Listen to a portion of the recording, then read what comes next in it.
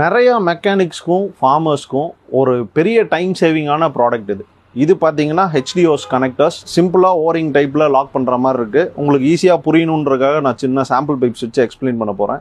So இது ஒரு பிட்டு இது சென்டர் பீஸ், இந்த கனெக்டரோட சென்டர் பீஸ். இந்த ஃபார்மேட்டில் நாம் இன்ஸ்டால் பண்ணோம் அப்படின்றதுக்காக தனித்தனியாக வச்சுருக்கேன். இந்த பீஸ் இப்படி வச்சு இந்த ஓரிங்கோட சேர்த்து இப்படி நம்ம ஜாயின் பண்ணி டைட் பண்ணும்போது நீங்கள் லென்த்தாக இருக்கும்போது இந்த காலரை டைட் பண்ணணும். ஸோ அதே மாதிரி இந்த பீஸ் சிம்பிள். இதை நாம் நார்மலாக ட்ரெடிஷ்னலாக எப்படி பண்ணுவோம்னா ஒரு ஆயில் காய வச்சோ இல்லை தீ பற்றி வச்சு ஹோஸை ஹீட் பண்ணி காலரை உள்ளே அடித்து ஏற்றி போல்ட் போட்டு லாக் பண்ணிகிட்டு இருப்போம்.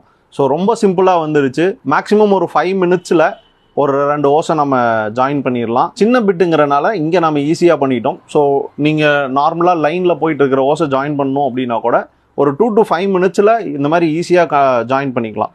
இந்த மெட்டீரியலில் பார்த்தீங்க அப்படின்னா இந்த மாதிரி கனெக்டர்ஸ் அண்ட் ஈவன் இப்படி